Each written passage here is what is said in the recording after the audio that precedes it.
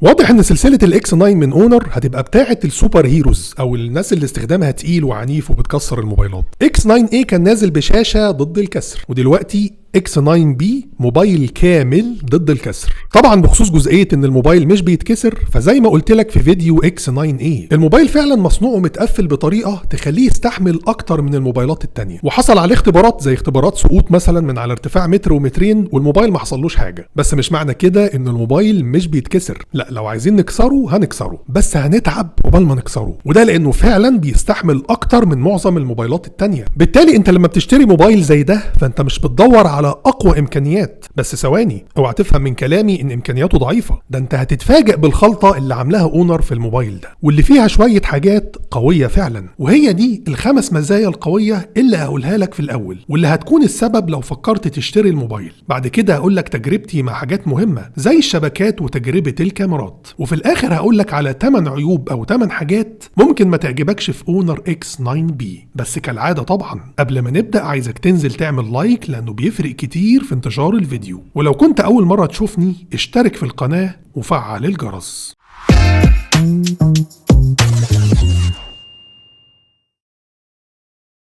لو هتشتري الموبايل او هتشتري اي حاجة من موقع نون استخدم اكواد الخصم بتاعتنا واللي هتديك خصم اضافي. لو بتشتري من نون مصر اكتب GF10، ولو بتشتري من نون السعودية او الامارات اكتب RA4.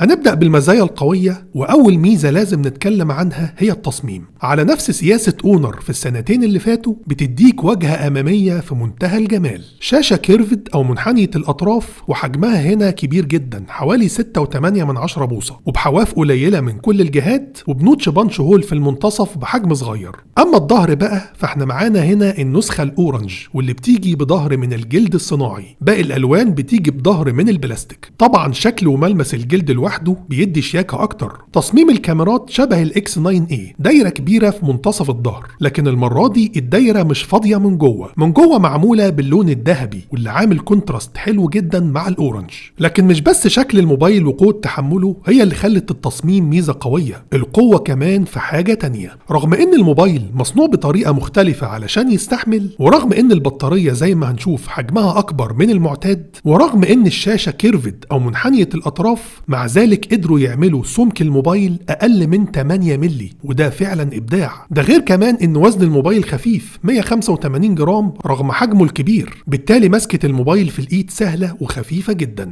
اونر أبدعت فعلا في تصميم الموبايل ده. أما تاني حاجة هتبهرك في الموبايل والحاجة اللي بتتفوق على كل المنافسين هي الشاشة. مش بقول كده لأنها الشاشة الأكبر من حيث الحجم، ولا علشان نوعها أموليد، ولا علشان ترددها 120 هرتز، ولكن علشان حاجتين تانيين. أول حاجة فيهم هي دقة الشاشة 1.5K. كل المنافسين بيقدموا دقة فول HD، يعني كثافة البكسلات هنا أعلى وبتديك تفاصيل أكتر، وده مع حجم الشاشة الكبير جدا وألوان الشاشة المبهرة هتاخد أقوى تجربة مشاهدة على الإطلاق في السعر ده، سواء في التصفح أو الفيديوهات أو الجيمز. الشاشة تفوقت على موبايلات سامسونج اللي في نفس السعر، وهتديك نفس تجربة شاشة اونر 90 واللي أغلى منه بشوية. الحاجة التانية اللي خلتها تكسب كل الشاشات هي شدة الإضاءة، واللي بتوصل لحد 1200 نتس. أنا حرفيا في معظم الأوقات كنت شغال على 30% من الإضاءة، وطبعا لو بتستخدم الموبايل في الشمس مش هيكون عندك أي مشكلة. التردد ال 120 هرتز هنا واضح جدا في التصفح ونعومة الانتقال،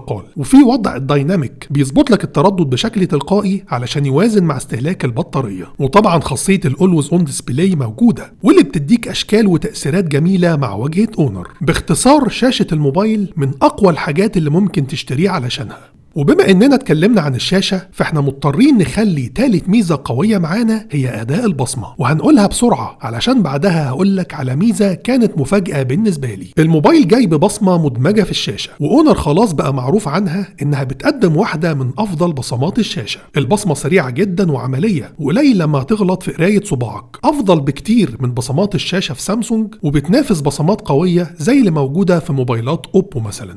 أما رابع ميزة قوية واللي كانت مفاجأة بالنسبة لي هي حجم البطارية واستهلاكها الممتاز. بس قبل ما نشوفها مع بعض عايز أفكرك تشترك في جروب التليجرام بتاعنا، لأنه بينزل عليه المنتجات اللي عليها عروض وخصومات قوية. هتلاقي الرابط تحت الفيديو، دوس عليه وبعدين دوس جوين أو اشترك.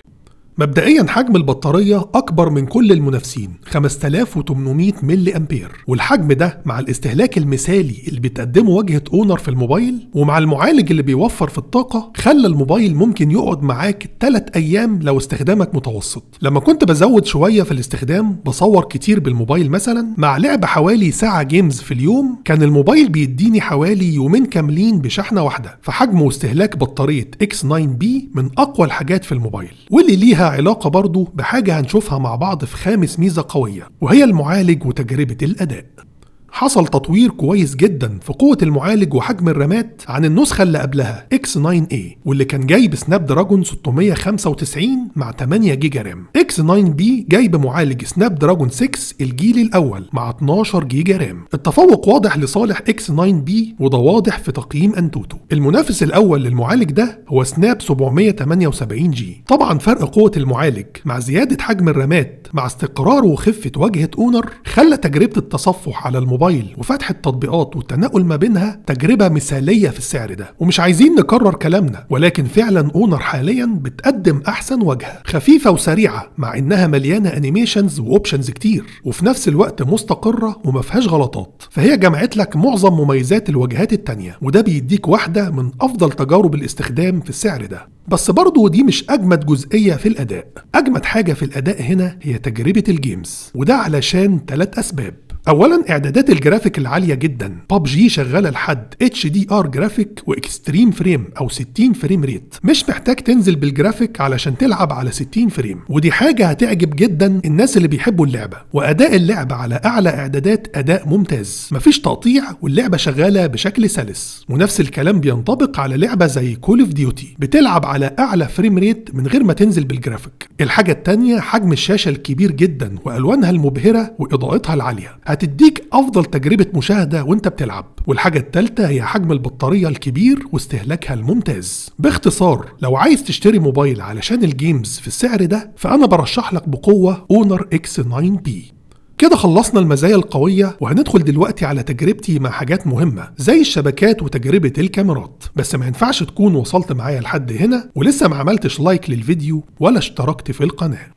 هنبدأ الأول بحاجة مهمة وهي تجربة إجراء المكالمات. أولا شبكة المكالمات كانت شغالة معايا بشكل كويس جدا، والموبايل طبعا بيدعم شبكة ال 5G لو كانت موجودة في البلد اللي انت فيها، وصوت سماعة المكالمات عالي جدا. الموبايل كمان فيه مايك للضوضاء واللي بيساعد في ان الصوت يوصل للي بيكلمك بشكل أفضل لو كنت بتتكلم في مكان دوشة. استشعار التقارب في الموبايل شغال سوفت وير، مفيش مستشعر حقيقي. كان شغال معايا بشكل كويس طول فترة التجربة، ولكن طبعا وجود مستشعر حقيقي كان هيبقى أفضل. بمناسبة الشبكات تعالوا نشوف شبكة الواي فاي. الموبايل شغال بنظام واي فاي 5، أداؤه مستقر وبيلقط من على مسافات كويسة، يعني زي معظم الموبايلات مش بيقدم أداء مختلف أو أفضل. خاصية ال NFC موجودة طبعا في الموبايل، والعلبة اللي جاي فيها الموبايل بيكون فيها كل حاجة. الشاحن طبعا مع كابل الشحن، سماعة ومعاها كونفرتر تايب سي، كفر يحمي الظهر، سكرين بروتكتور ملزوقة على الشاشة.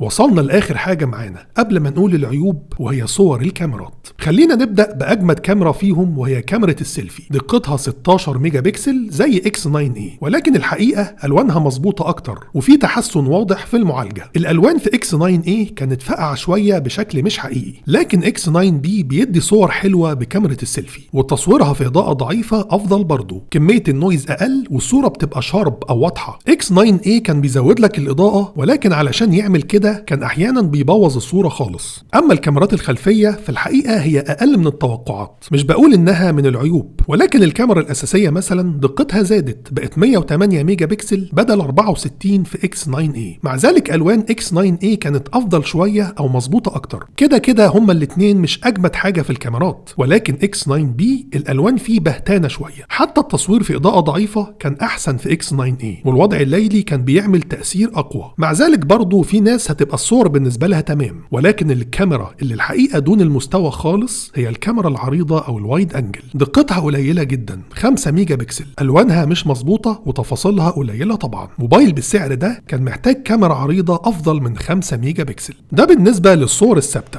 اما تجربة تصوير الفيديو فهنشوفها مع بعض دلوقتي، وهنرجع علشان نعرف مع بعض عيوب الموبايل.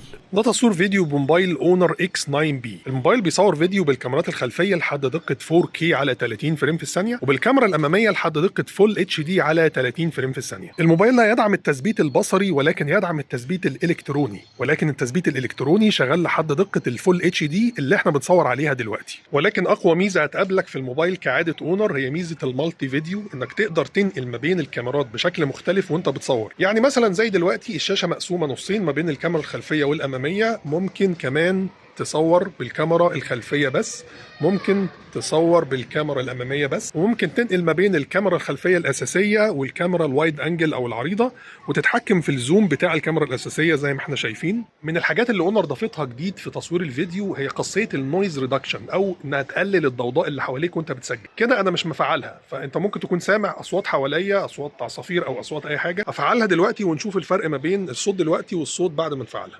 كده انا فعلت خاصيه النويز ريدكشن، وكده المفروض الضوضاء او الاصوات اللي حواليا انت مش سامعها، ممكن تكون مش سامع غير صوتي انا بس دلوقتي، ودي من المميزات الحلوه. كده خلصنا التجربة، ودلوقتي بقى هقول لك على 8 عيوب أو 8 حاجات ممكن ما تعجبكش في اونر اكس 9 بي.